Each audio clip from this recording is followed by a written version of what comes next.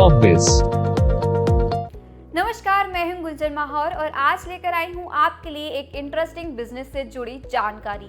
तो अगर आप भी खुद का नया बिजनेस स्टार्ट करने की सोच रहे हैं तो वीडियो को बिना स्किप किए पूरा ज़रूर देखें। दोस्तों, प्लास्टिक उद्योग किसी भी देश की इकोनॉमी के लिए काफ़ी इम्पॉर्टेंट है क्योंकि हमारे जीवन में ऐसी काफ़ी सारी चीज़ें हैं जिनका हम प्रतिदिन इस्तेमाल करते हैं और इनमें से काफ़ी सारी चीज़ें प्लास्टिक से बनी हुई होती हैं, जैसे कि पानी की बाल्टी, खिलौने, लाइट होल्डर, प्लास्टिक की कंघी, टिफिन बॉक्स, बच्चों की स्कूल वाली पानी की बोतल इत्यादि। काफ़ी सारी चीज़ों का इस्तेमाल लगभग हर व्यक्ति द्वारा प्रतिदिन किया जाता है, जिसकी वजह से प्लास्टिक से बने सामान की मांग लगातार बढ़ती जा रही है। प्लास्टिक से बने सामान का व्यापार करने पर आप काफ़ी अच्छा मुनाफा कमा सकते हैं। इसीलिए आज मैं आपके साथ शेयर करने वाली हूँ प्लास्टिक ग्रेनुअल बिजनेस से जुड़ी सारी जानकारी। यह प्लास्टिक ग्रेनुअल छोटे प्लास्टिक के दानों की तरह मार्केट में मिलता है। यह हर तरह के रंग में अवेलेबल होता है और आप इनके इस्तेमाल से किसी भी तरह के प्लास्टिक मटेरियल्स का निर्माण कर सकते हैं। लेकिन इसमें भी कई अलग अलग तरह के ग्रेनुअल्स आते हैं, जैसे कि नायलॉन ग्रेनुअल, पॉलीप्रोपाइलिन ग्रेनुअल, पॉलीऑक्सीमेथाइलिन इत्यादि। चलिए अब जानते हैं कि आप कैसे इस बिजनेस की शुरुआत कर सकते हैं। Step 1, market research. आपको प्रॉपर रिसर्च करनी होगी कि आखिर आप जिस सिटी और एरिया में रह रहे हैं वहाँ लोग किस टाइप के प्लास्टिक ग्रेनुअल्स की डिमांड रखते हैं। आसपास कोई और प्लास्टिक ग्रेनुअल कंपनी है तो उसके प्रोडक्ट की क्वालिटी क्या है, प्राइस क्या है, इस सब के अच्छे से जांच कर लें। इस सब को अच्छे से जान लें और उसके अकॉर्डिंग एक प्रॉपर प्लान तैयार करें। Step 2, select a business name. आपकी कंपनी और प्रोडक्ट का नाम इतना कैची होना चाहिए कि लोग इसे आसानी से याद रखें और ध्यान रहे कि आपकी कंपनी का नाम बाकी सबसे अलग होना चाहिए। Step 3, preprocessing and manufacturing. Waste plastic materials को हम काफ़ी अलग अलग तरीके से कलेक्ट कर सकते हैं और उनकी संरचना, ग्रेड, रंग और गुणवत्ता के अनुसार कर सकते हैं। उसके बाद निर्माण प्रक्रिया में डिटर्जेंट और पानी से सफाई करना और उसके बाद पीसना और फिर इसे पिघलाना यानी एक्सट्रूजन, जो प्लास्टिक के टुकड़ों को दानों के आकार में पिघलाता है, ये सब शामिल है। इस सब काम के लिए हम सेमी ऑटोमेटिक और ऑटोमेटिक मशीनों का यूज़ करते हैं। तो चलिए अब जानते हैं इसमें इस्तेमाल होने वाली मशीनों की कीमत क्या है। इसमें डस्ट क्लीनर यूज़ होता है जिसकी कीमत 1,80,000 है। प्लास्टिक स्क्रैप ग्राइंडर जिसकी कीमत 1,50,000 रुपये है। वॉशिंग मशीन जो 2 लाख रुपए की है। कन्वेयर मशीन जो 2 लाख रुपए की है। फिल्म ड्रायर मशीन जो 2,65,000 रुपये की है और प्लास्टिक रिसाइकलिंग मशीन जो कि 9,50,000 रुपये की आती है।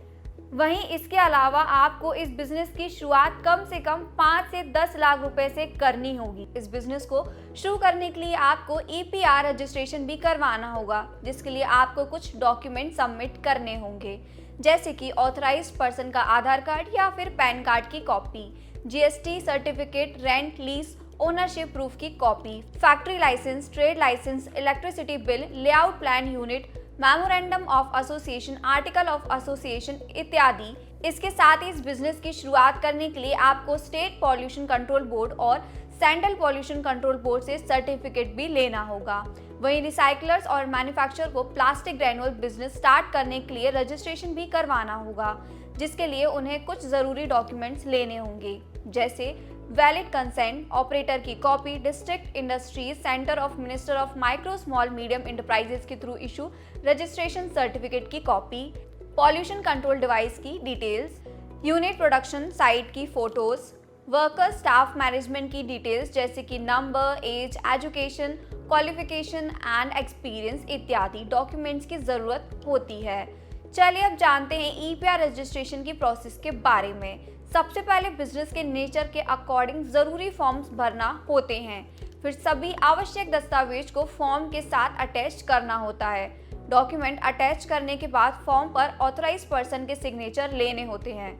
उसके बाद इसे concern state pollution control board में सबमिट किया जाना चाहिए। आखिर में अगर फॉर्म में रिक्वायरमेंट के अकॉर्डिंग सारी चीज़ें होंगी तो सर्टिफिकेट जारी कर दिया जाएगा। भारत विश्व स्तर पर रीप्रोसेस्ड प्लास्टिक ग्रेन्युअल्स के सबसे बड़े एक्सपोर्टर्स में से एक है। इस रीप्रोसेस्ड प्लास्टिक ग्रेन्युअल्स का अधिकांश हिस्सा इथियोपिया, मेडागास्कर और तंजानिया को एक्सपोर्ट किया जाता है। रीप्रोसेस्ड प्लास्टिक ग्रेन्युअल्स को कई देशों में एक्सपोर्ट किया जा सकता है क्योंकि यह प्लास्टिक कचरा नहीं बल्कि उद्योग के लिए कच्चा माल है। केवल एक कंपेटिटिव प्राइस पर एक अच्छा प्रोडक्ट क्वांटिटी और कंप्लायंस के अनुपालन की आवश्यकता है और मैन्युफैक्चरर दुनिया भर में अपने रीप्रोसेस्ड प्लास्टिक ग्रेन्युअल्स को शिफ्ट कर सकता है। प्लास्टिक दाना उद्योग के फायदे। आमतौर पर प्लास्टिक का उपयोग विभिन्न इंडस्ट्रीज के उपकरणों जैसे कि हाउसिंग, कंस्ट्रक्शन, फर्नीचर, ऑटोमोबाइल, घरेलू वस्तु, कृषि, बागवानी, सिंचाई, पैकिंग, इलेक्ट्रॉनिक्स उपकरण इत्यादि को बनाने में किया जाता है। यही कारण है कि प्लास्टिक उद्योग प्रति वर्ष 8% की ग्रोथ रेट के साथ निरंतर आगे बढ़ रहा है। इतना ही नहीं, इस बिजनेस ने न केवल इकोनॉमी बढ़ती है बल्कि प्लास्टिक वेस्ट मटेरियल रिसाइकल होने की वजह से पॉल्यूशन भी काफी कम होता है। बात करें भारत की तो भारत में यह प्रति व्यक्ति द्वारा लगभग 9.7 किलो प्लास्टिक उपयोग में किया जाता है, जबकि विकसित देशों में अमेरिका में यह आंकड़ा 109, यूरोप में 65, चीन में 45 और ब्राजील में 32 किलो प्रति व्यक्ति है। यह आंकड़ा साफ साफ दर्शाता है कि अपने देश में प्लास्टिक उद्योग में बहुत बड़े स्तर पर बिजनेस स्कोप है। चलिए, ये थी प्लास्टिक ग्रेन्युअल बिजनेस से जुड़ी सभी जानकारियां। और भी जानकारी प्राप्त करने के लिए आप कॉर्बिस की टीम के साथ संपर्क कर सकते हैं। आशा करती हूँ आपको ये वीडियो पसंद आई होगी। ऐसी ही और भी बिजनेस आइडियाज के लिए चैनल को सब्सक्राइब, बेल आइकन को प्रेस करना ना भूलें। साथ ही आप हमारी वीडियो को लाइक और शेयर जरूर करें। आप अपने सजेशंस भी हमें कमेंट बॉक्स में शेयर कर सकते हैं। धन्यवाद।